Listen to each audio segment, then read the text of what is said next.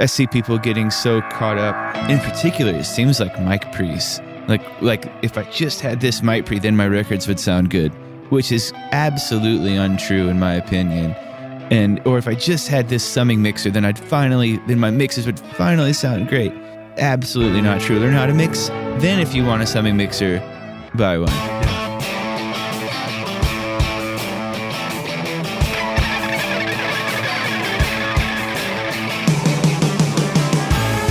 Welcome to Recording Studio Rockstars. I'm Lid Shaw, and this is the podcast created to help you become a rock star of the recording studio.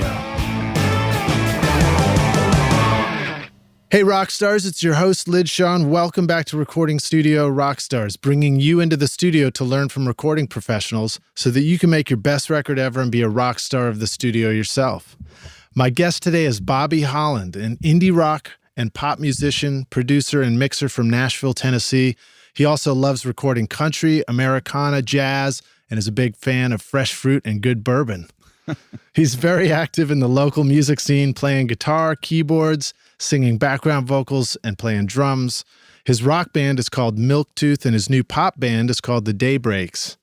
I've known Bobby for years. We like to get together to geek out about all things studio, Pro Tools, and mixing. In fact, we've even secretly entered into an epic mix battle before, which Bobby ended up winning. Well done, dude. He's worked on over 15,000 songs and hundreds of albums since he started recording in 1998.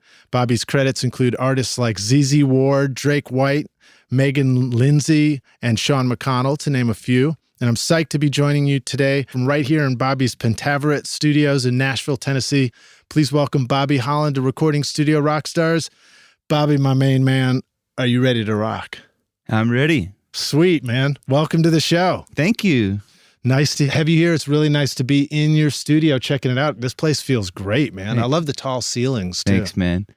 And I love that it's something I need to do in my control room. Mine's still liver than it needs to be, and this feels real controlled and tight. Most of this room was actually mostly treated when I moved in. I don't know who did the treatment. It was Shane Wilson's room for like 12 years. And I moved in, and all this wood stuff. My dad is a really great custom woodworker. So my dad and I built like the cloud and the bookcases and the racks and stuff. Yeah, I love the bookcase. So the front behind the speakers, Rockstars, is like this 3-panel thing that almost looks like, a giant Japanese panel.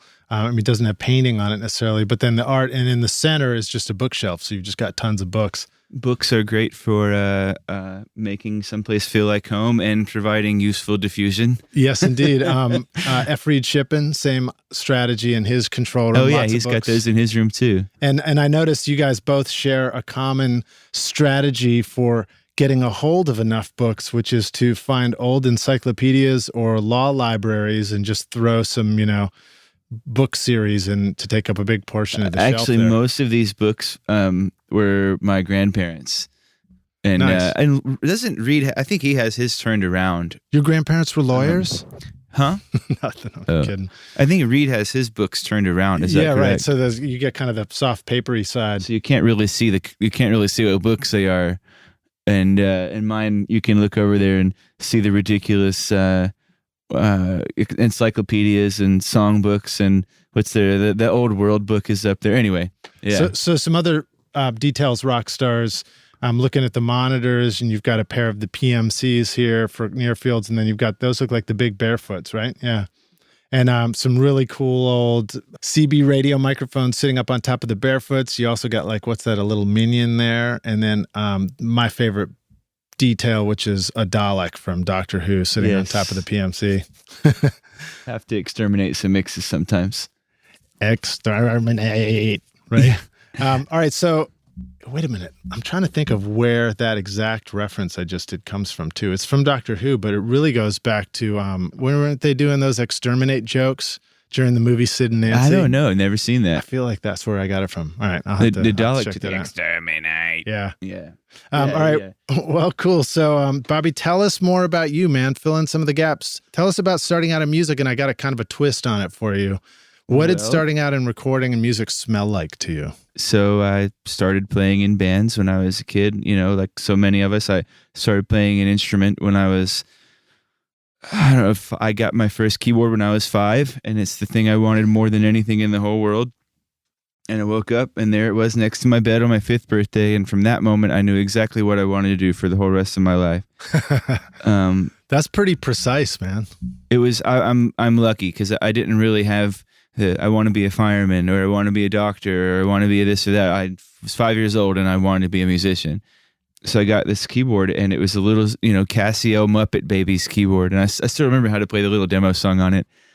It's funny because actually keys are not my best instrument, but I guess I've been playing them the longest. I guess I played and played and played. And I guess sometime in high school, I realized, wow, it can be really cool to actually record music. It's like a thing that people do, and they are creative with it. And and so sometime probably when I was about 15, I started recording stuff.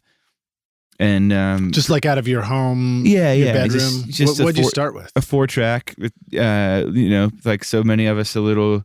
I think it was that little blue Tascam 4-track, or Fostex. I can't remember which one it was. I also started with a 4-track, and I think mine might have been like a Yamaha or something. I'm not sure what it was, an MX 100 or something like that. I don't remember the model of mine. It was the little one, a little piece of crap. There were enough of those that we couldn't know all the models, I think. There were at least a handful of those out there. What do you remember about the 4-track and what you really liked about it? I guess it's the same thing with analog recording now. It's like you just record what you want. It's that's a whole separate philosophical, very long conversation. But the short version, in my opinion, is that the difference between analog recording and digital recording is not the sonics, because digital recording sounds great. It just does. You can't say that it sounds sterile or crappy anymore, because chances are about 90% of the records that you bought this year they never left the box. And so, I love mixing in the box. I have a big old SSL. I realize the irony in that, but I still love mixing in the box as well. I mix on my desk most of the time, but sometimes a project's just better to mix in the box, and I love that. And so anyway, on the 4-track thing, same thing I think about now. I'd rather record a record now to 2-inch, not because of the sound difference. I mean, it's great. It sounds wonderful, and that's a cool added bonus. But the reason I choose it is more for the workflow difference. And that's, I guess that's what is reminiscently fun and cool about all the old stuff I did on 4-track is like you just do it till it's right, and you get to be super creative, and you don't get to rely on playlists, and this may be harsh, but you don't have a crutch, and you can, also like back then I was just learning what things did. I remember the first time I figured out you could play it backwards. Right. That was pretty fun to discover. Do you remember if your 4-track would allow you to punch in, or did you have to play the part No, we punched in. From we could top punch to bottom? Yeah. I think the one that I've got now somehow just doesn't seem to want to punch in. So it's like, just play the part right all the way down. Even more challenging. Well, so how about your first bands, man? What were some of the first things you were doing as far as, putting a band together and playing at that time? I've played in a million bands, and I guess we started gigging in Nashville when I was about 15. I just played around town for years and years and years and years. And back then, there were a couple of really great local all-age venues. It's maybe a little bit harder now, but I feel like in the 90s you could actually play some worthwhile local all-ages shows. That's sort of remarkable, because I think of Nashville, it's having more venues to play at now than it used to. I'm sure it does. You think that's true or not. Or maybe it's just that I'm older and I don't have the need to go to all-ages shows anymore. But there was in particular, there was this great place on 21st behind Satco called Guido's. Are you familiar with that place? Yep, I do remember that. I saw a show there. I feel like I remember like leaning in the window and flipping off the band or something as part of what was the right thing to do. I don't know. Or maybe the band flipped me off. That might have been it. There was so many. We used to play there all the time. That place. We had this my band, whenever we played at Guido's, when I was, in high school or shortly after, we had this song called The Pizza at Guido's Tastes Like Cheetos.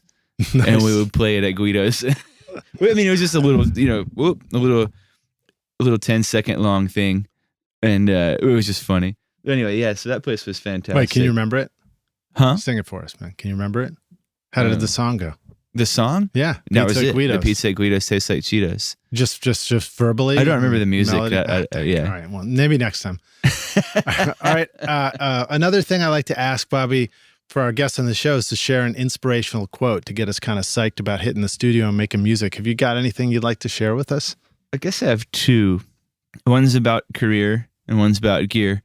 The career one, I would say something I kind of run my life by career-wise is be nicer and work harder than everyone else and you'll succeed. I realize a lot of times the bad guy wins. It seems like, but I don't necessarily think that happens long term. And I know, like, especially in this town, there's so many amazingly talented people. Infinite, like everywhere you look, there's someone better than you. I mean, literally in every room you're in this town at any time, there's someone better at what you do than you. And so it's not really like people can find somebody great very easily. So you have to work hard and you have to make lasting relationships, and that, so be nicer and work harder than everybody else and you'll succeed. Yeah. I feel like it's worked for a good number of people around here. This town's so full of amazing, kind, generous, talented people. Definitely. And I seem to recall, I keep coming back to this on the show when I think about it, but when I was starting out in this, there was something appealing about hearing the stories about the bad guys, the really hard-ass producer or whatever, who's somebody, maybe it's because I went to recording school and they were trying to instill in me this understanding of, do your job well and get it right. But you'd hear a story about somebody who like punched in on the tape wrong and they get fired from the session and then, lose their gig. And somehow I conjured up this vision of like, oh, that's the way the really good stuff's done. So when you talk about sometimes the bad guy, it looks like the bad guy's winning. I sort of equate it to those stories. And Same here. I think that those stories maybe are appealing to us initially because where we're headed seems kind of scary anyway. So we think, Jeez.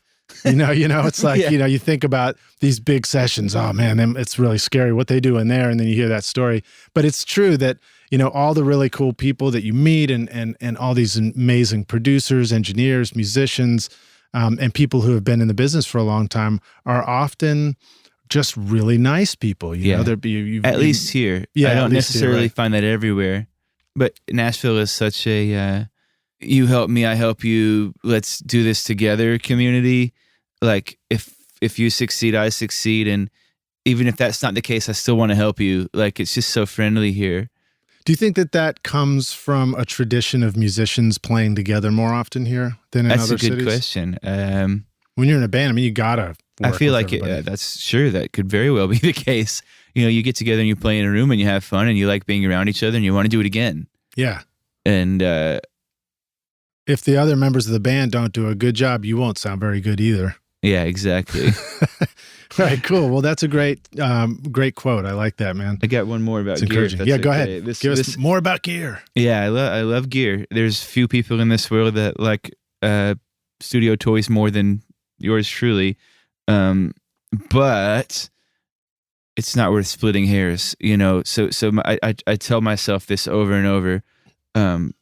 Once it's good regarding gear. Like, there's no splitting hairs over. Sure, if you have time, like if you have 1 million hours and you're just curious about which 1073 clone sounds the best, then by all means. But like, it doesn't matter, man. Like, use your desk pre's. Are your desk mic pre's okay? Cool, then use them. Yeah. If you have time, cool, use something else. Or if you know that something sounds good on a certain source, then use it. But I see people getting so caught up in like, in particular, it seems like mic pre's. Like if I just had this mic pre, then my records would sound good, which is absolutely untrue in my opinion. Or if I just had this summing mixer, then my mixes would finally sound great. Absolutely not true. Learn how to mix, Then if you want a summing mixer, buy one. Yeah. Um, I've tried, another twist on that is I've used all sorts of gear and I've made some of my worst mixes ever on the best gear ever. Hey, sure. You know, Man, I get records to mix freaking all the time, every week, that are recorded in the best studios in the world by the best engineers in the world, and they sound worse than, the record I mixed last week that a guy made in his living room with a 57 or 414 in an Apollo. So it's not about the gear. I mean, so in the extension of that, once it's good comment is, while I do love gear more than anybody almost, I have way too much of it, I full well realize that it's a hobby. Like, my job is my most favorite thing in the whole world. My biggest passion and my hobby is collecting gear, finding cool tools to make me have more fun and keep the inspiration flowing in my job. Yeah. It's more about that. Yeah. Well, gear's fun, man. It's fun to get. I mean, and when I think about how having the fanciest gear doesn't necessarily make your mix better. No. I had a situation where a band and I went into Blackbird Studio A when it was first opened up, and we booked out Studio A for 4 days. I think we were down there, and all we had to do was just work on one song and mix it. We had the beautiful Neve console. We had the multiple master bus sections to try mixing it through different buses. We had every compressor and outboard gear you could think of. Known to man, and right? Guess what we did? We tried them all one at a time on everything, trying to decide, make decisions about making sure we had the best of everything. We got to the end of 4 days and it was midnight and we're still trying to get into our mix and get it going.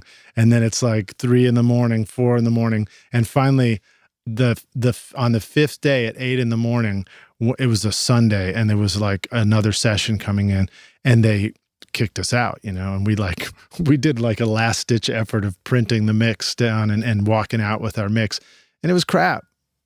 It wasn't even a good mix, So yep, exactly. It was a detriment to have so much stuff. Now, that said, Blackbird's a wonderful place. So I actually have opinions on it. I work there occasionally. I'm tracking over there next week. It's the best studio in the world, in my opinion. Absolutely. That being said, it's not always the right studio. I wasn't the right mix engineer is what it was at the time. Oh, maybe sure. Exactly. There's so many moving parts in what we do. And Blackbird, as an engineer, it can be overwhelming. I've decided this because I've worked there as a producer, as a musician, and as an engineer. And as an engineer, it's a bit overwhelming. Last time I was there just as a freelance engineer, it was a 16-piece band tracking live. I think it was 68 inputs. We were in Studio D. I think it was 68 inputs, and they wanted me to mix live to 2-track, and I hadn't heard the songs before.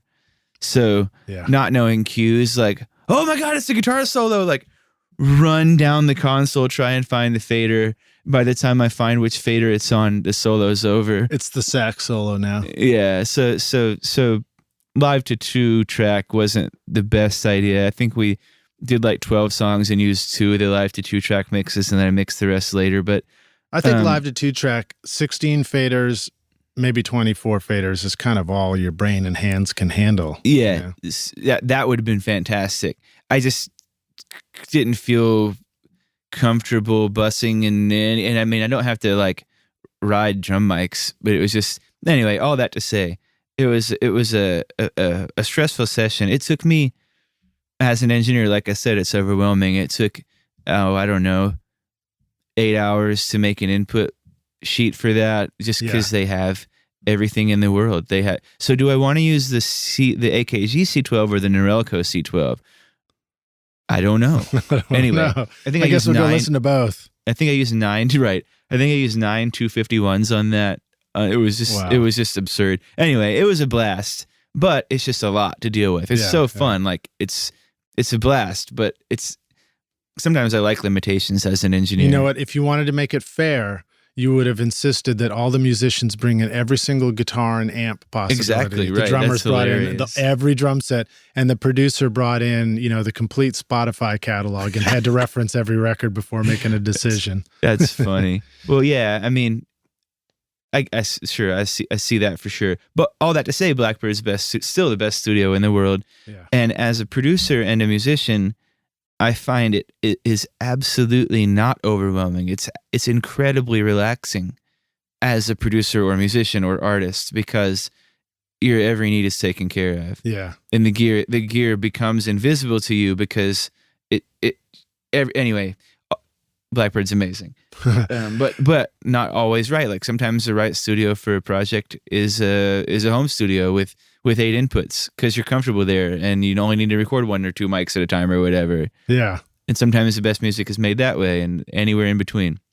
Well, so that your description of the Live to 2 track was a little bit of a sort of a story of a struggle, but I like to ask guests to share a story of an important failure for you, whether it's a sort of a failure during career or whether it's a failure in the studio that became a great learning experience for you.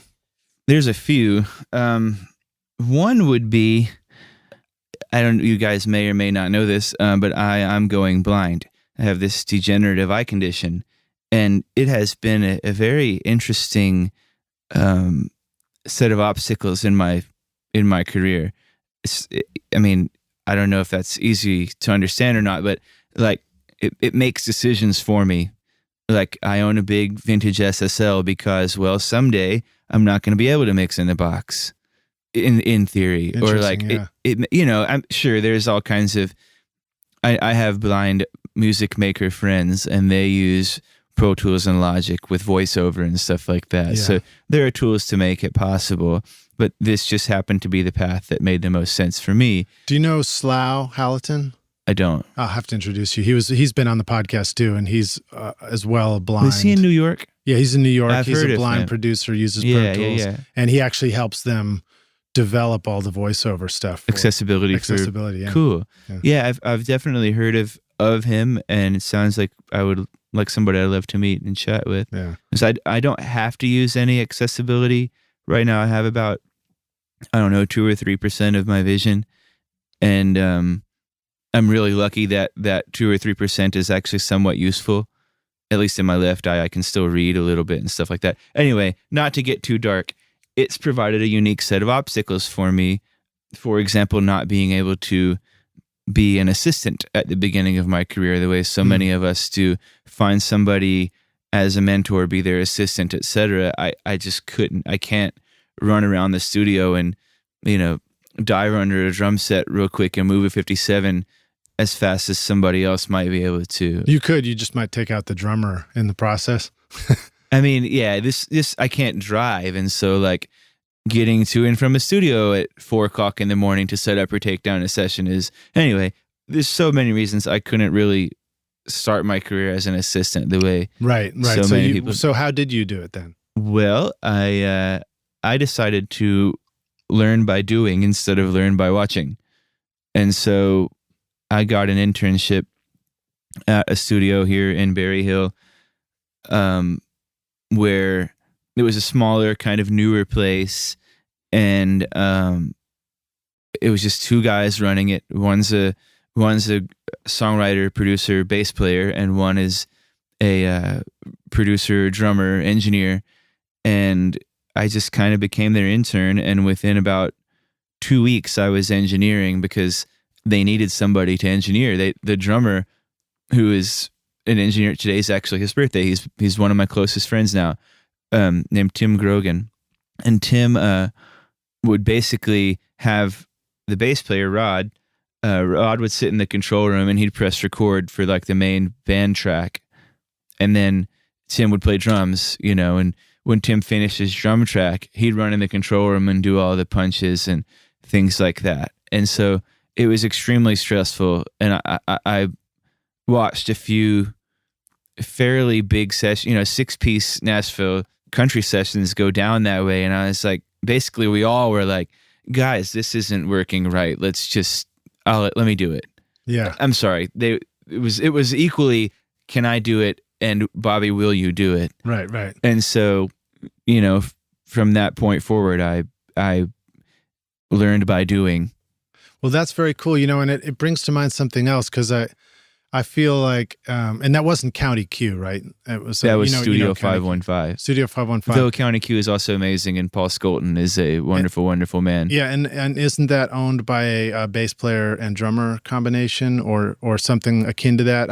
I feel like I've seen how a rhythm section might get together and say, hey, let's have a studio. Let's be the backbone of creating song demos here in Nashville and doing People that thing. need us to track, so let's just make them a tracking studio. Yeah, and I've seen a lot of really good partnerships around studios. Yeah, me too. I mean, this is a place where you're in a space here where you're sharing the space with a number of different people. I came up in a studio owned by Robin Eaton and Brad Jones here in Berry Hill. And it's cool to see people getting together, and Rockstars, I refer to our listeners as the Rockstars. So Rockstars, I sort of encourage you in your area, in your region, if you're thinking about starting a studio and you're feeling kind of lonely about it, even if you can find one other person and as a pair, you make a great production team, that could be a cool way to start up your studio and get your thing going. The situation I'm in here at Pentaveret is quite unique, I think. It's a building with 5 studios in it, and there's no boss.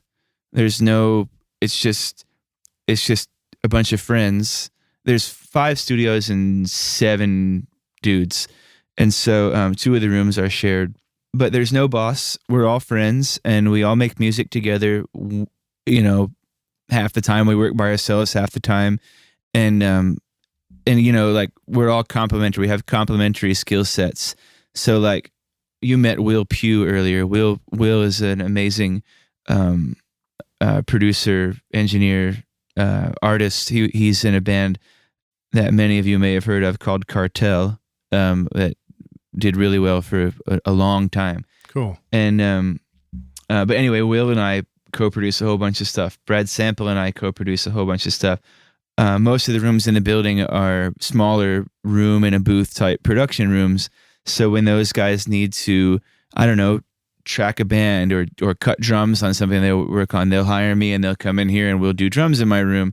Or, one of the guys, Adam Bokesh, he actually plays drums for both of my bands, Milktooth and the Daybreaks. But Adam does a lot of film score work. He does a lot of pop production. He's an amazing multi-instrumentalist, and he and I work together probably more than anybody because we have exactly complementary skill sets. His main instruments are drums and keys, and my main instruments are guitar and bass.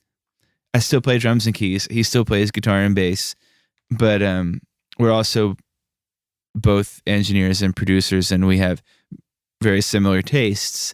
And so we end up, the complementary skill sets combined with the similar taste makes it so that we work together so super easily. It's kind of the same with everybody in this building. I just can't say enough how important it is to find like people that you love, that you respect, and find a way to work with them. Yeah. Talk a little bit about the process of finding people to play music with that you really click with. Ooh, do you just like first person you try, it's the perfect bandmate, or did you have to go through playing with some people that didn't work out so well? What advice do you have about that? Man, that's hard. I've made music with so many different people, and I guess that in my opinion might be the key to the situation. Just make music with as many people as you can, and you'll find home base. Like, I guess I have so many amazing collaborators that I make music 1 million hours a week, and I never, almost ever these days, have to work with somebody that I don't respect endlessly. I don't know how that happened. I guess it goes back to the being a nice work guy. harder and be nicer than anybody, and you'll find other people who are working harder and being nicer than anybody, who happen to align with things that you need in your life or whatever. I don't know. That's a very complicated. There's no like point A to point B answer to that, I don't think. How often do most of the people that you collaborate with, are they people that you work together face to face with, or do you also work together with people through the internet? Oh, both. both. Actually, I was just out in LA for 10 days. And a guy named Mike Avename, amazing drummer, producer out there. We work together all the time via the internet. We've only, in fact, met. We're close friends now, but we've only seen each other in the flesh, I don't know, 4 or 5 times over the last, 4 or 5 years. Do you guys interact through the internet? Do you get on the phone? Do you do both. a video call or anything like that? All of the above. And do you do that during an actual session? Do you guys ever Skype in while somebody else is doing the overdub, that sort of stuff? We've been talking about doing some cloud collaboration stuff, but we haven't. Mostly what we've been doing lately is Mike has a studio out there, and Mike started as a drummer and has recently, in the last few years, found a love for engineering. And so he kind of will ask me questions and say, hey, man, I got this drum track. I got to do this Ryan Adams kind of thing. Where should I put my overheads? Or, things like that. And it's kind of grown and grown. And so mostly what we've been doing recent months maybe a year, is Mike produces something and I mix it. Right. Okay. We've got a couple things in the pipeline that we might end up working together, either via cloud collaboration or flying here or there, etc. But yeah, I think probably any way that you can think of, we've tried working together. I am very interested in trying to help connect the rock stars listening to this show with each other to collaborate, make music, produce records through the internet, reaching out from one faraway place to another. What advice do you have for us about some typical things you run into getting a session to another person, getting it back, keeping it organized? Anything that comes to mind? Anything you want to just tip you want to share with us? About how to find somebody that you might work well with? No, let's say we've already found somebody and we're already trying to collaborate. What are a few typical ways, things you run into when you're collaborating on a project? Be a neat freak. Okay, all right. So what does that mean? Always be a neat freak. Crossfades, labeling your tracks. Like there's nothing more annoying than getting tracks labeled audio 1.03_05-2. Like, what is that? Right. So you've got somebody who's producing out in his studio and he's sending the tracks to you to mix, and you're seeing and hearing the track for the first time potentially. Yeah. Or just like say like I'm producing a record and I need somebody to overdub a guitar, and I have a collaborator, in another part of the country or another part of the world, and I'm going to send them the session. I need them to be creative and happy and have a great time and not try and figure out what they're looking at on a screen. Like, we don't have paper track sheets like we used to with analog tape, and so your track sheet doodles on them. Do it. Paper track sheets with colorful doodles on them. Remember that? Yeah. So we don't have. There's actually one right there. Oh no, it's just an input sheet. Anyway, so we don't have those. We don't actually have like your Pro Tools or Logic or whatever. Your DAW session is your track sheet, and you have to, like, your people have to know what they're looking at or listening to or whatever. Like, just labeling everything, organizing. Go too far. Ask your collaborator what they want too. Yeah. That's important. All right. So where are some places where let's say we're using Pro Tools. Where do you put a label on something? How do you communicate in a Pro Tools session what something is to somebody else? Kick, snare.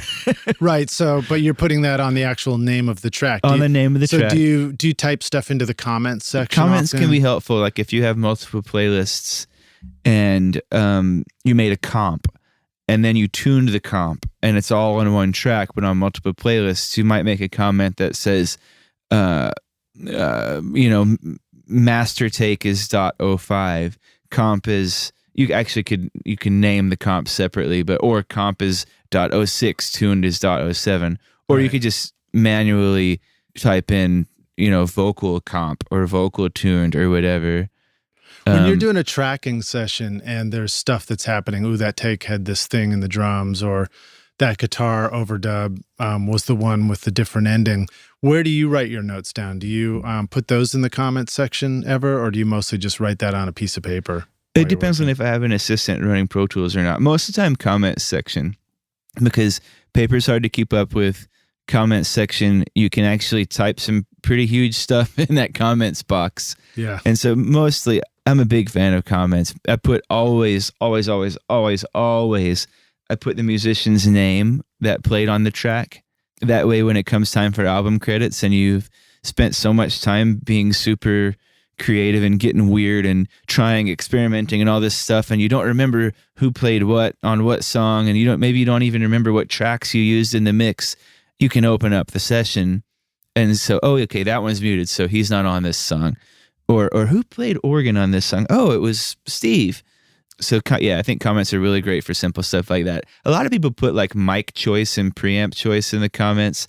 I personally don't care about that at all. Right. I mean, if it's useful to you, cool. If you need to recall it later, you might want that. But for recall, I guess, but maybe during the production time, it's more important. But during mix time, chances are, if you have a pro mixer mixing your track, he doesn't care what mic you used or what compressor you used. He just cares if it sounds good.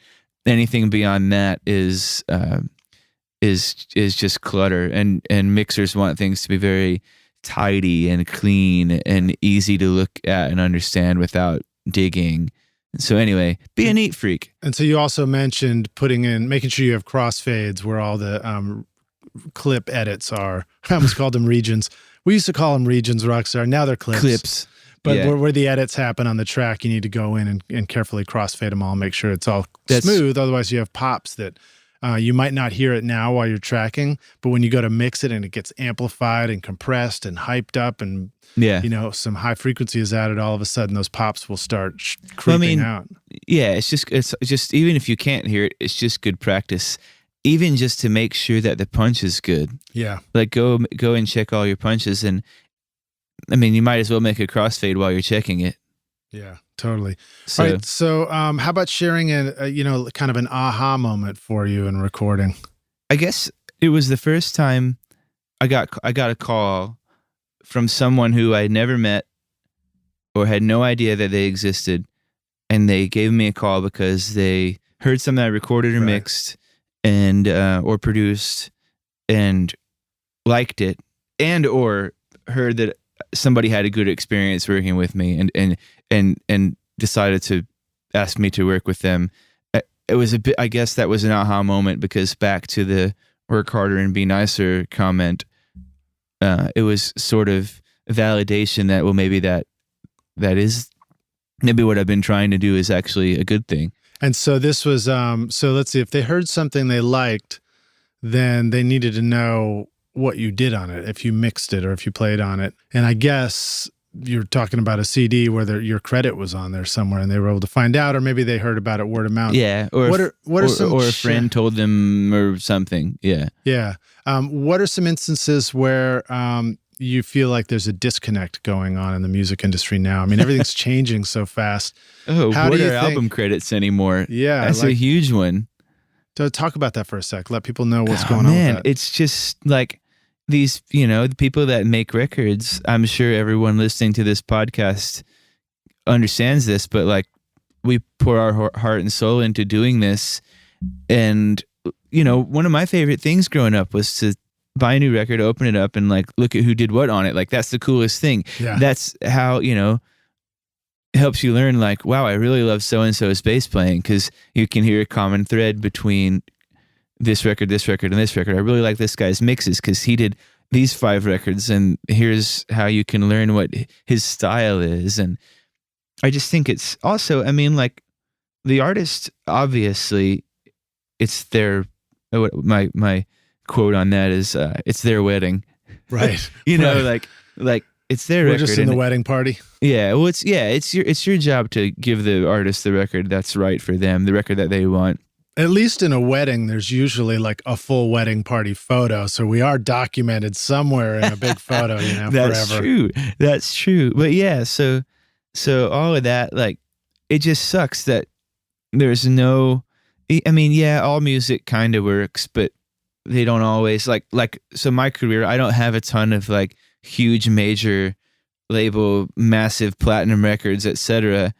I love working with indie rock bands. I call it weirdo indie rock, and like indie artists. I love making artists first records, and a lot of the time there's absolutely no way to find out who did what. I mean, the artists will get CDs or vinyl printed and they'll put it with that, but like if they don't sell a ton of copies, hard copies at least, there's just no way to find out. So I think it's a really big deal. I know that we all deserve to be credited, and I certainly would like to. It's a shame as well, because an MP3 has all this built-in metadata. I know. So it would be a breeze to include credits for everybody and everything. Easy. Right inside an MP3, but I don't know that that's really happening, or that you would necessarily even be aware of it. I used to do that. I used to type in credits in the ID3 tags of MP3s when I gave them to my artists, and I'm pretty sure maybe my technical understanding of how this works is off, but I'm pretty sure that doesn't make it to digital distribution. No, but Rockstars, I would encourage you to do this. Feel free to try and, set the standard for the way you think it should be. So if you're putting out MP3s, final mixes, if it's a WAV file, there's nothing you can do about it. You can't embed the metadata. But if you're delivering MP3s to anybody, or you're just putting them out there as your own record, and you're making them downloadable from your own website, for example, I don't know how common that is, but you could include the credits in there and everything and let people know. And if you want to know how to do that, when Bobby talks about the ID3 tag, you can just do that by pulling the MP3 into iTunes and then say get info, so Command I on a Mac, and it'll pop up and you can enter all the information and close it, and now it's in there for good. And if you export it, it should be on there. Also, you can add credits on SoundCloud, etc. You could have a page on an artist's website where when on their discography page or on their music page, maybe where there's iTunes links or whatever, or you have a little bit of a write up about the record, you can credit some people more than just the producer. Yeah. A lot of times the producer gets mentioned in the iTunes write up or whatever, but you can talk about more than that. It's just it's really strange, like being essentially invisible, playing on records and doing you're putting your heart and soul into it. And anyway, yeah, no, it's good stuff to talk about, good stuff for people to be aware of. And I think it's only by having a dialogue like this that we come up with it. I would put it to you like this, Bobby: the rock stars listening to this podcast are the ones that are going to invent the next way that should happen. That's and true. Start doing it, and then we end up following their lead anyway. So remember to think about it like that. Well, so now let me ask you some other questions about this before we'll take a break and come back for the jam session. Well, that kind of talked a little bit about how the music business has changed with credits changing. But tell us what's one of the things that you love most about recording? Woo, that's tough. I love being with people I love and respect, and creating with them is just, it's euphoria. Helping somebody's dream come true. Also working with people that I respect and cherish, and just, I don't know, it's so exciting being, as a producer, like being in a room with people and everybody's awesome and letting them do their thing. Like sometimes a record calls for a producer to be very hands-on and play a bunch of instruments ourselves and write parts, etc. That sure does happen a lot. But I generally prefer working with great bands or great musicians and just letting them do their thing and kind of gently nudging things a little tiny bit for the final outcome. I guess that would have to be my favorite. Maybe a tie would be mixing. Mixing is just it's just really fun for me. I know so many people hate mixing, and if you hate mixing, find somebody that likes mixing, because your mixes are going to be better. If you hate doing it and somebody else loves doing it, then let them do it. Yeah, that's a good point. That's a good point. I love eating, but there are people that love cooking a lot better than me, and I'm going to have a much better meal if I let them do the cooking for me. I love eating too, Liz. So It's I'm with you, lunchtime. Bobby. I agree. When I really sit and I think about what I love about recording the most, I realize that my favorite thing about it is to be in the studio for a full day, hanging out with a group of friends. Oh, I take that You know. a step further. I love farther. Sorry. Farther, I don't remember which one. Actually, my grammar's off on that. Anyway, I love being in the studio. I like booking for weeks. Like, we're going to come in for the next 2 weeks and make a whole entire record, and you make the place yours. And like piecemealing records is so hard. It's so hard to get the inspiration right to come in for 3 hours here and 4 hours there. And like coming in and getting in the zone, it's so much slower, and projects will drag out 6 weeks, a year, 6 months, a year, whatever. I think it's so fun to go in the studio. Some of my favorite records I've ever made are just go in the studio. We book a week or 2 weeks, and we say we have this amount of time to finish this record. And also, it's great because you like capture that moment in time emotionally from everybody involved. It's like a snapshot. It's like a picture of a moment in time. Yeah. I love doing that. I don't as often have like the 2-week record, but I think I got one coming up soon. And I love when it is that like collaborative effort to really work towards something great that wasn't there when you started.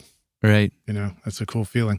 All right. Now, how about talk about some of the benefits? And I'm actually digging into questions that I've collected from rock stars listening to the show who have put this back in my survey. So rock stars, thank you if you're one of the people who put these questions in here. But share with us some of the benefits of working in a home studio versus a professional studio. Ooh. Because we have a lot of listeners who may be in a home studio and they might be thinking about, well, do I need to focus on this, or do I really just need to be in a professional studio?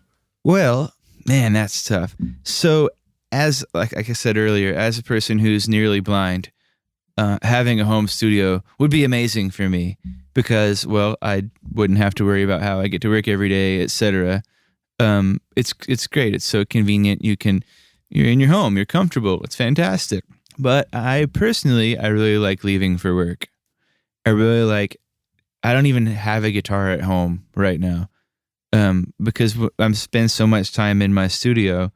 When I go home, I want to be home, and so that's where I am currently.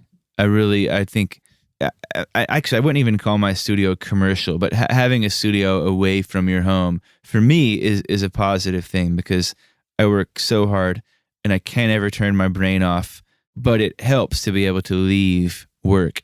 I don't always get to leave work at work, but at least I'm not doing work when I'm needing to be home. Yeah. Now, what about, let's flip that around now for a sec. Share with us some of the things that you think are capable of being done from a home studio. Like how far can somebody take a recording and a mix and a master in a home studio? I think you could take it as far as you want. I think you can do anything in a home studio. Like there's absolutely no reason to not have a great home studio if that's what works best for you. I personally, it costs money to make a great home studio the same way it costs money to make a great commercial studio. But in modern times, I'm a believer that it's not always better to go to a commercial studio because really you can make an amazing product at home. Is that what you were looking for? That's hey, what man, I feel we're just about. looking for the truth. Yeah, I think that's the cold hard truth. Unfortunately, it's putting a lot of commercial studios out of business, but you can make some great records at home. Well, I think that there are also differences between what's typically available to you in your home versus in a commercial space. You may commercial spaces, of course, you can have parking lots and people coming and going. You can have a sign out front. You can have a glass front entryway if you wanted to. You might even have bigger spaces to have music and it's possible. Yeah, you might have a big living room with vaulted ceilings and drums sound incredible in there. Right. My live room here at Prince Everett does not have particularly high ceilings. They're high enough, but I wish they were higher. And so you might be able to make better drum sounds in your home studio than here in my studio. One thing's for sure, wherever you are, you can definitely make different sounds because every space sounds different. Yeah, I guess what I always think about in conversations about this is it all goes, to me, the most important thing is monitoring what you're listening to, how your control room sounds. Like, if you don't know what you're capturing or what you're listening to, then it doesn't matter what mics you have or what drums you have or what how high your ceilings are, because if you can't tell in intimate detail what you're listening to, none of the rest of anything matters, in my opinion. Awesome. Well, you've got some great looking monitors here. Tell us about yours. Tell us about what you did to kind of get them the way you like, sounding great to you. Maybe, don't hesitate to share some really basic stuff that people want to know about setting up a pair of speakers and getting great monitoring. Okay. Well, it's funny that you brought up the barefoots, because while I do have these barefoots, Norman Druce is currently making me some bigger mains, and so I'll potentially be getting rid of the barefoots, but I do love them. I have mixed exclusively with no alternate speakers, only the barefoots for the last 5 years. Okay, cool. I don't have a car, so I can't do a car test. I rarely listen to work music at home, so these barefoot MM27s are how I know music to sound for the last 5 years. It's all I've had. I just recently bought this pair of PMC TB2Is, and they're really cool. That was in anticipation of getting my new speakers made. Norman is incredible. If you have never heard any of his speakers, they're absolutely unreal. Tell us about Norman. Norman Druce. Norman is just a mad scientist, brilliant studio tech, designer, gear designer, and speaker builder. He is Atomic Instrument. They make replacement console power supplies for old SSLs and Neves and stuff. He built me a pair of EMI RS124s. They're right behind you, Liz, out of old Altec 436s, the Abbey Road Beatles compressor. Yeah. Abbey Road just would buy Altec compressors and then heavily modify them. They modified almost every piece of gear they had. And so they basically would buy old Altec 436s and gut them essentially, and they called it RS124, and they sound unbelievable. So Norman made me 2 of them to original spec. I have an Atomic power supply on my SSL, which is hugely beneficial to long-term console health, power bills. It's quiet. It's not hot. It's amazing how he did it. And he also makes incredible speakers. I'll have some here in a few weeks. Those are the new mains that are coming in? Yeah. They're like somewhere between midfields and mains. They're not like big soffit mounted crazy huge speakers. They're about the size of the ATC, a little bigger than the ATC SCM 100s. Okay, so when those new speakers come in, what's the process that you go through to set them up and make sure that you like the way they sound and all that kind of stuff?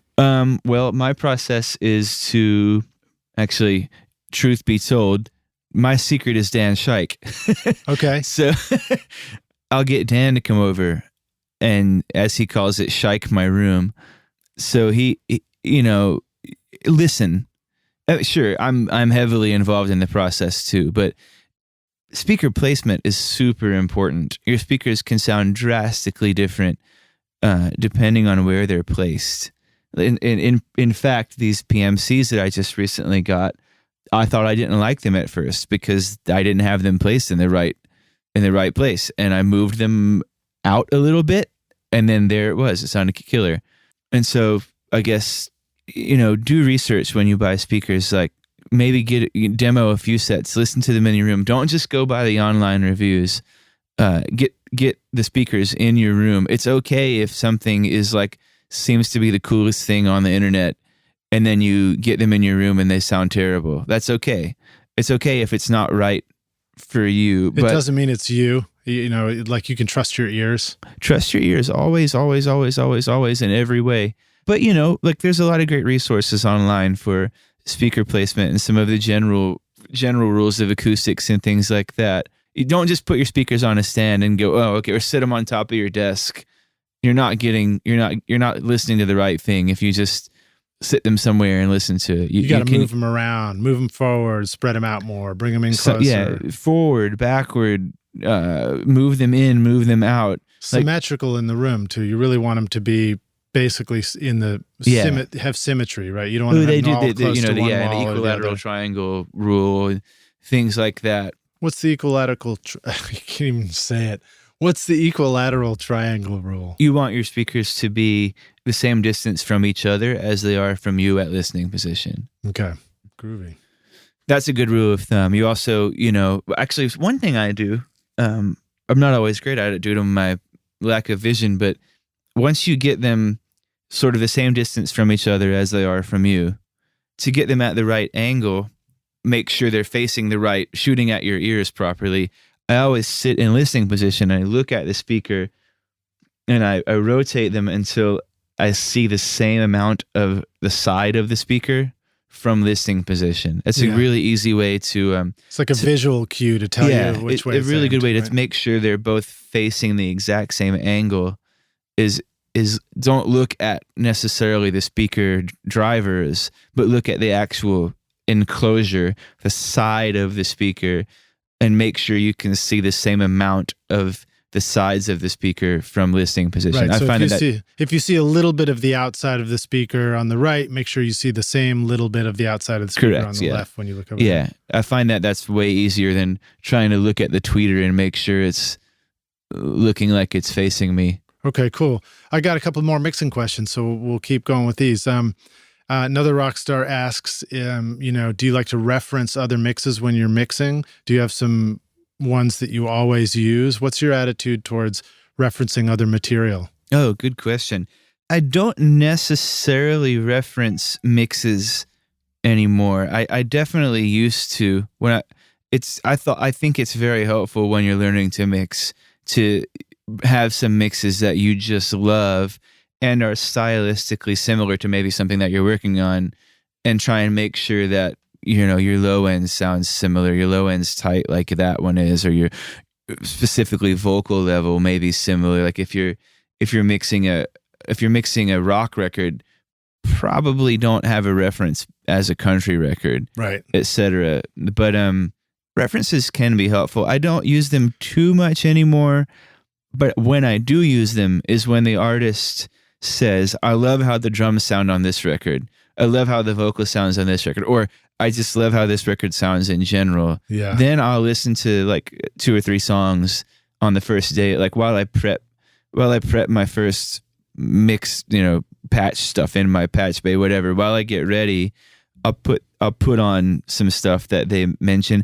I don't necessarily A/B. Maybe in the first song, if I'm questioning something like vocal level in relationship to their reference, I'll flip back to it and just check. But in general, I feel like now I trust myself enough to not reference too much. But a stylistic reference is definitely helpful sometimes. Like if they say they love a record and it's got like tons of reverb on everything, you might want to know that. Right, totally. But I feel like when I was first starting this, I made the kind of dumb mistake of thinking that I was supposed to sort of reference every single project I did to Steely Dan somehow, that was like the gold standard of recordings, right? Because somebody told me it was, But I do think that it's totally cool to pick some stuff that's really just a favorite for you and just like, that reference too. it and just go back to it at first. I think that when you're in the mixing stage potentially and you're going into somewhat new territory and you're not sure if the low end's really appropriate or not, those are good times to check it.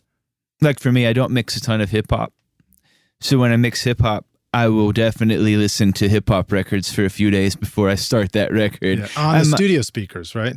Do what? On your studio monitors as well. Yes. Well, and outside, but mostly in my studio. I think it's important to just listen to music in your studio for fun. Like pour a drink, have a beer, whatever. Just hang out, listen to records on your studio monitors. And that will make it so you don't necessarily have to reference as much because you're familiar with what things sound like in your room. Yeah. All right, here's another question. Oh, I left out one. Oh, one go answer. ahead. You said, do I have specific songs that I reference? Right. Not in my room necessarily anymore. When I first moved in, yes, but I have about, I don't know, 10 songs that I bring to every studio I work in. And first thing, every time, very first thing, like I said, monitoring is the most important thing in any recording environment. So first thing is to go in the control room and figure out what the hell you're listening to. So I always play these songs. I walk in the control room, I plug in my phone or download them off of Dropbox or whatever, listen to them for 30 minutes. Always. Because then I know what the control room and the speakers sound like, and I know how to, since I have never worked in a room before, I know maybe how to tune my head, I guess, more than anything.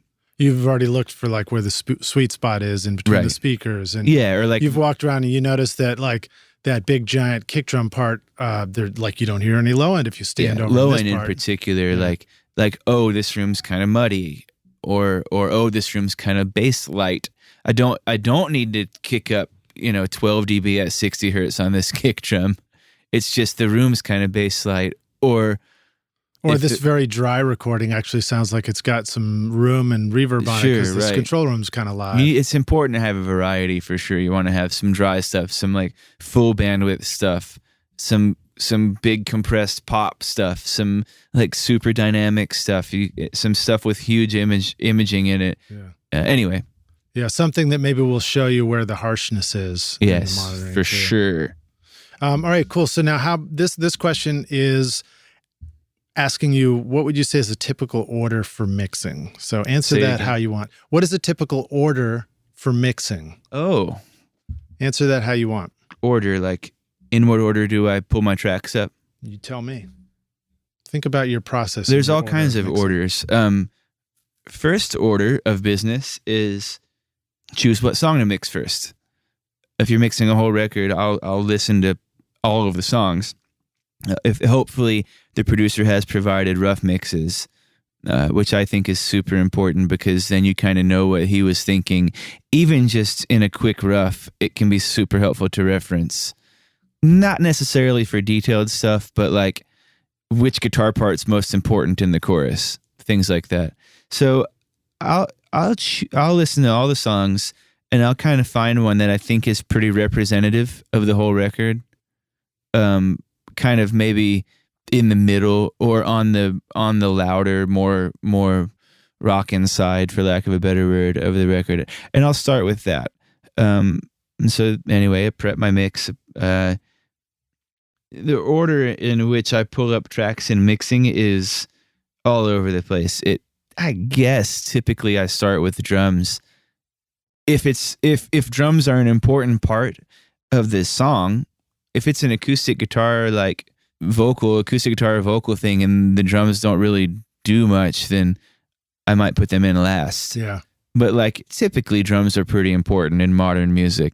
And so I'll get the drums up. I won't necessarily like spend a whole ton of time EQing. If there's something that stands out from the beginning that just sounds terrible to me, I'll take care of that as I get my basic drum balance. Then I'll pull up bass. I guess we'll just use like a typical pop rock song or country or whatever song that has a pretty traditional rhythm section. My typical process is to pull drums up fairly quickly, pull bass up fairly quickly, then I put in my vocal, then I put in everything else. And you're not even like EQing and compressing stuff yet. You're just sort of balancing it out to see what you got. It depends on how it's recorded. If the vocal is crazy dynamic, I might throw something on it, just something that, I'm pretty sure I'll use this 1176 or whatever on this vocal. I'll go ahead and stick it on it just to control dynamics a little bit. But and with the drums, like if there's just an absurd snare ring or something, I'll take care of that. Or if the room mics, if I can tell by the vibe of the song that I want aggressive room mics, but they sound wimpy in the track, and if the raw sounds are wimpy, I'll go ahead and smash them. But I won't split hairs over the exact right amount of 250 cut on a kick drum. I don't care about that until I start, because that's so dependent upon what the guitars are doing, etc. Yeah. Sometimes you want to cut a bunch of 250 And sometimes you want to hear a bunch of sometimes you want the kick drum to sound puffy and boxy, and sometimes you don't. Right. Good point. Yeah. Depending on the style, depending on the song, depending on what else is there, right? Totally. All right. So here's another mixing question. This one is, how do you create space and depth in a mix? Oh, man. Oh, low mids suck sometimes. So I find myself, I just commented on 250 on a kick drum, but one of the best ways I create clarity in a mix, I'll get to depth in a second, but space is carefully giving instruments their own space. And I find that some instruments, of course, depending on the timbre of the instrument, it will occupy its own frequency range. But when you get into miking different things and shoving dynamic mics up close to guitar amps, etc., you can kind of have some artificial things happen. So I find that there's a whole lot of bad stuff that happens in the low mid range, anywhere from 200 hertz to 700 hertz. And so I find that there's a lot of cutting going on across the board. Almost every track on my console will have a moderate to extreme cut in the mid-range. Wherever the instrument sounds like it's, getting mushy with something else, I'll find a range. If there's a guitar that's making it so you can't hear another guitar, I'll cut some mid-range out, or like... And that would be like a bell curve cut, not necessarily a high-pass cut. A lot of times if a vocalist is talking way up close to a vocal mic or singing way up close to a vocal mic, the proximity effect will add a whole bunch of mushy, gross stuff in the low mids, which gets exacerbated with compression to some certain compressors. And like with kick drum and bass, you sometimes might have to figure out, is the bass gonna get the super mega subby low end, or is the kick drum? And same thing with the low mids. Like if it's an aggressive song and you want your kick drum to be real cutting and punchy, then that low mid range can really keep that from happening. By contrast, if it's kind of an Americana song or something a little more laid back, then that low mid range is really nice on a kick drum. It will add some maybe sort of a heartbeat kind of sound. I'm trying to think of an example. Acoustic guitar is a big thing. Probably the biggest thing I cut the low mids on as a general practice is I get terribly recorded acoustics a lot of the time where they have the mic way too close or right on the sound hole or something like that. And instead of adding a whole bunch of top end, I'll cut a whole bunch of low mids, because then the low end's right. Anyway, I find that generally I try to do more subtractive EQ than additive EQ. Cool. That's a great answer. So that's the space. And then as far as depth, I don't know, certain playing with reverbs, that's a big thing. Sometimes it's not always cool to have like a big splashy snare reverb. Sometimes I put a reverb on my whole drum kit, a really long, really, really, really, really, really long dark thing. If it's kind of not a lot of instrumentation in a track, I'll like stick a huge washy long reverb on something that is maybe more felt than heard, but it creates depth and it maybe makes a track sound a little bigger than it is. Yeah. What about pre-delay? Is pre-delay a really important thing to know about when you're using reverbs? As an effect, most of the time. Like I play with pre-delay a lot, actually. It's technically speaking, I guess there's no rule of thumb. Just like, does it sound cool?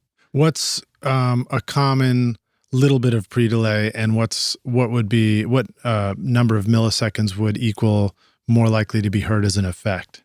I don't know, a little bit of pre-delay, maybe like 20, 40 milliseconds, maybe not noticeable in that range. Mm-hmm. And you get up to exceeding 100 milliseconds. I guess it kind of depends on what reverb you're using too. Right. But exceeding 100 milliseconds, like I love something you can't necessarily do with hardware spring reverb, but I love putting pre-delay on plug-in spring reverbs.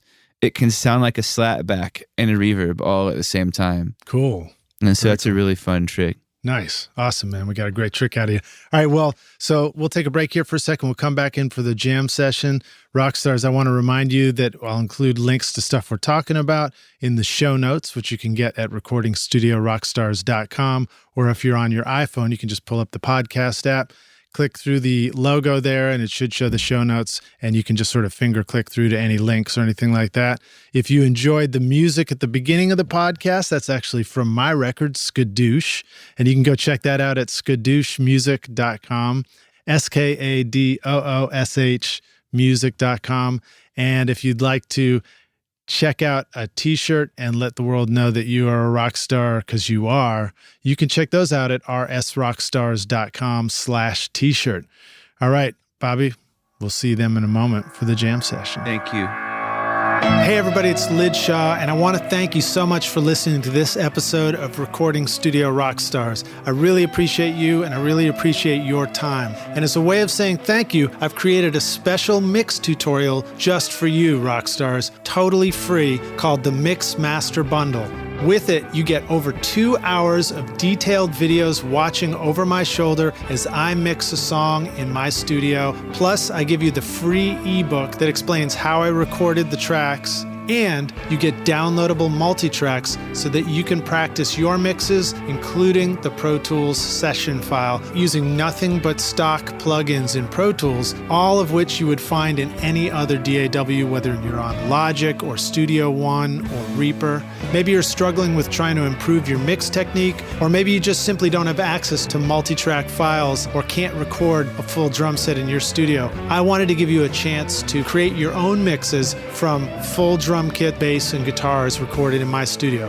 The song is called American Winter, and it's off my instrumental record, Skadoosh, and it's all available for you totally free right now.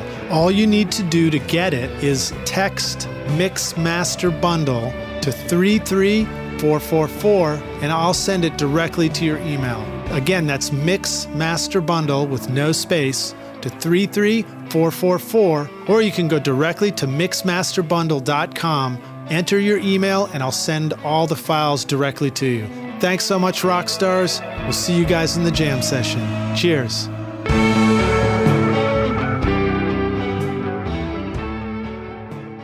Hey Rockstars, it's Lid Shaw, and we're back here at Recording Studio Rockstars. My guest today is Bobby Holland. We're about to jump into the jam session. Bobby, are you ready to jam? I guess so. I don't know what to expect, but I'm ready. Well, you prepare to be amazed and surprised and shocked. When you started out in recording, what was holding you back? Probably the biggest thing for me was going blind, not being able to assist, that could not be a being big able thing. to get around, etc. Yeah. And what was your solution to that? Again, learn by doing. I just decided if I can't do it the way other people do it, I'm going to do it my way. And I just did it. I guess that sounds maybe flippant or something, but like I just figured out a way. Like I want to do this, so I'm going to do it. Yeah, trust your own process as you invent it, right? Yeah, I mean, also the internet is an amazing resource. That's truthfully like so many great interviews and ways to learn on the internet. YouTube is amazing. YouTube wasn't really so much of a thing when I was learning, but don't forget podcasts. And podcasts, especially this podcast. Indeed. All right, so Bobby, how about some of the best advice you received? Listen. Just listen. Your ears are the most important thing. Don't mix with your eyes, mix with your ears. So screw rules, just listen. One of the worst things about digital audio workstations to me is you're staring at something the whole time. I was talking about this the other day. I was mixing a record and it was just super groovy, like pop song, like slap bass. It was just incredibly fun music. And I'm literally standing at my console dancing while I mixed it. And when the producer and artist came over for mix tweaks, I commented on the fact that if I had been staring at Pro Tools the entire time, it's like a blank, dead stare. Like you're not getting into it. You're not feeling it. You just, because you can't, or you can't dance while you like move a mouse and look at a computer screen. True. It is hard to do, isn't it? Yeah. So anyway, listen. Right. So I like that story. So it's like, there's all this energy going on, but when you're staring at the screen, you're excluding yourself from participating. And also like you're staring at a screen and you might be like looking at an EQ curve or something and like, that looks weird. But like, who cares? Does it sound good? Right. Yeah, good point. All right, so now how about sharing a recording tip, hack, or secret sauce, something our rock stars could use today on their next recording? One of the most fun things, I got two. One of the most fun things I've been doing is recording drums through my guitar pedal board. I use an aux send on my console or in Pro Tools, either way, and send it out an output to a reamp box through guitar pedals, and then a DI box after the guitar pedals back to another input. It's so cool. Like distortion pedal or I've been using a Pog on drums a lot. It's so weird. That's cool. Like tracking with a delay pedal. You can tap tempo on a delay pedal and do a dotted eighth or something like that, and it'll inject some extra groove, almost like a percussion player's in the room or a loop is happening. It's fun to like. I understand that many of us might get creative mixing that way, but tracking that way I've found is really fun, especially with delay and distortion, because it'll inspire certain things from the drummer. Can that be done if you're recording straight into your DAW? Totally, yeah. Just create an aux send in Pro Tools and put effects on there, and send it to the drummer's headphone mix. Yeah, nice. Well, so depending on the effect you're using, Rockstars, if it's an effect that's meant to happen in exact time with the microphones, then you might get some latency delay on it or something. But if it's an effect that's okay for it to sit back a little bit, right, with a reverb or delay, you won't. It'll be cool. Maybe distortion or something might create you might hear some phase discrepancy from latency, but with something like a reverb or a delay, especially I found delay to be particularly fun with drum tracking. I don't do it every time, of course, but like there's been a few tracks recently where it has just made it. It's just made the track. Yeah.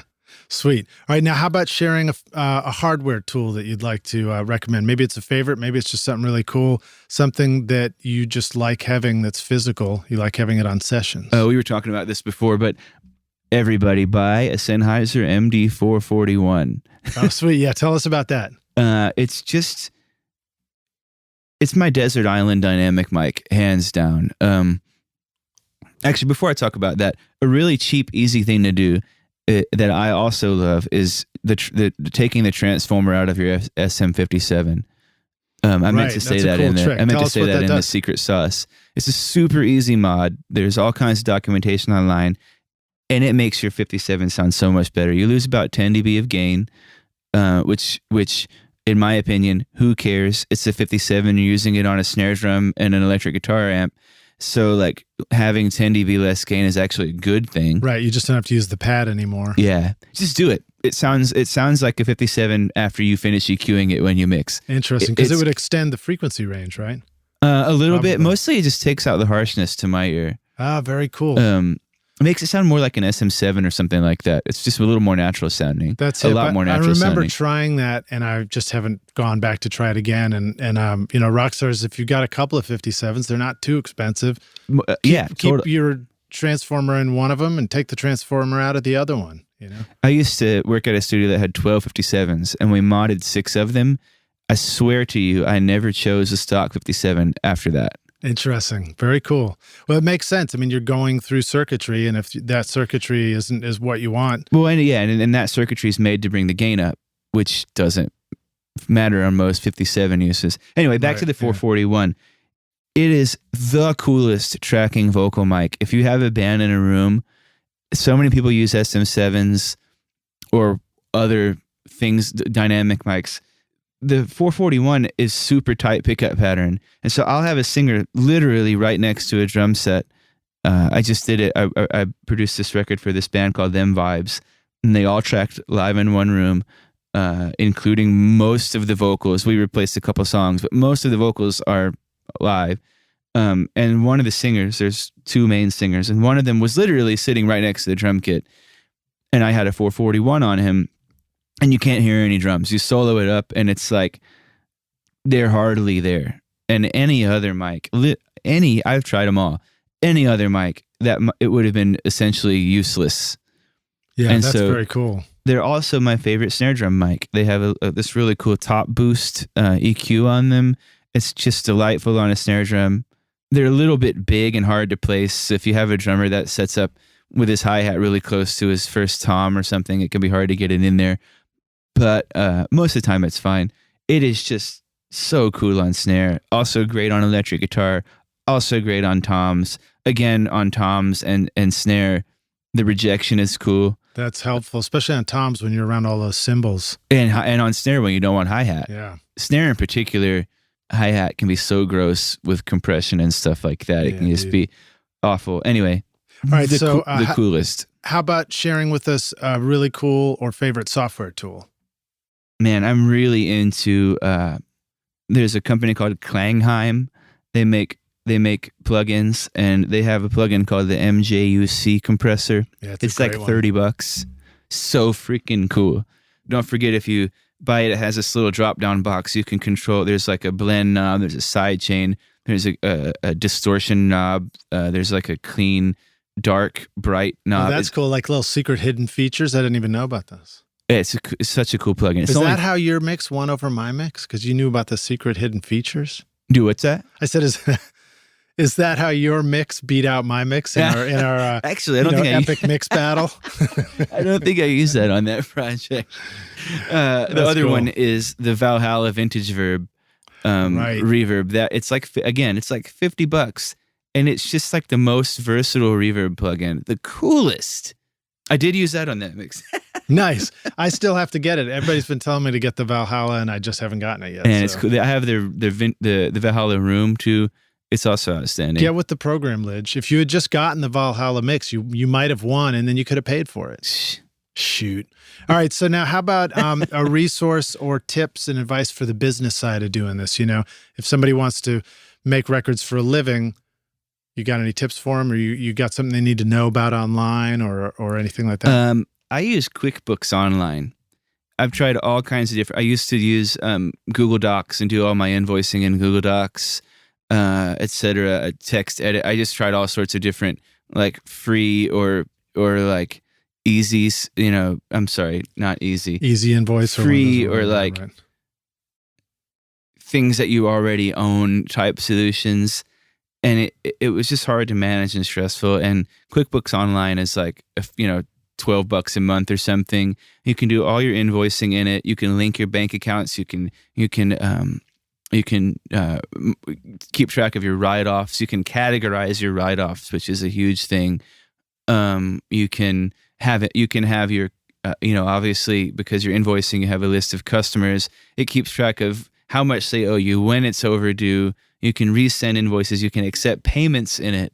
You can keep track of subcontractors. Like if you hire musicians regularly and you pay them enough money to where you have to send them a 1099 every year, it keeps track of that for you. Yeah. And Rockstars, if you're living in the U.S. and doing taxes, that number is $600. So if you pay somebody more than $600, you need to send them a 1099 for your taxes. Yes, it's fantastic. I've tried a whole bunch of other stuff, and it's so great.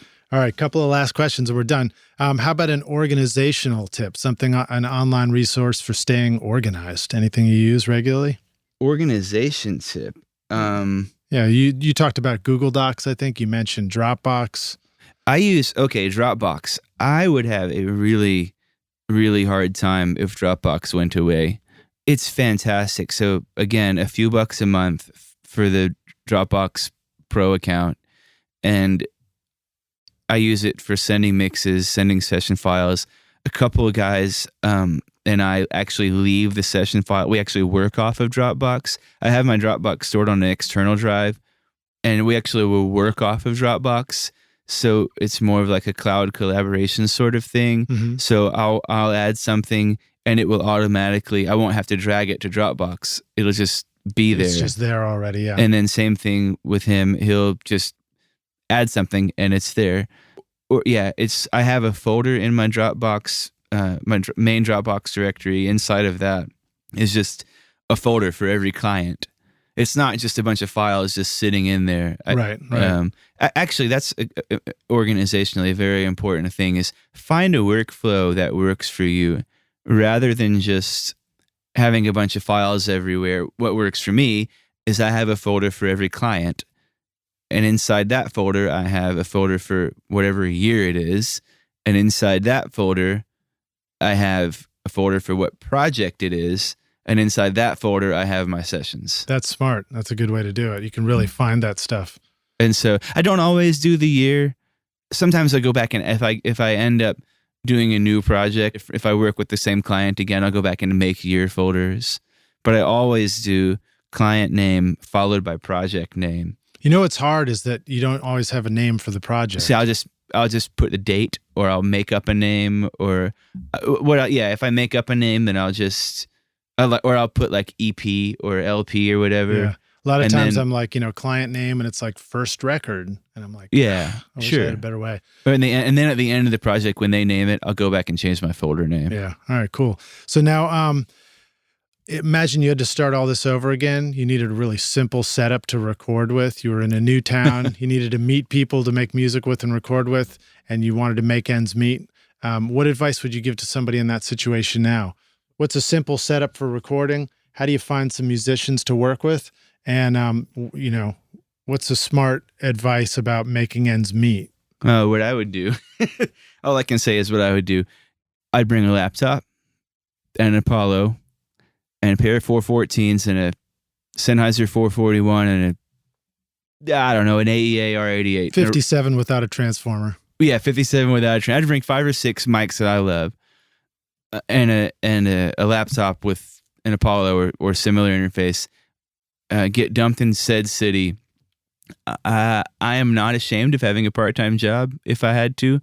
So I would just go get a part-time job whatever works for you, whatever you have skills at.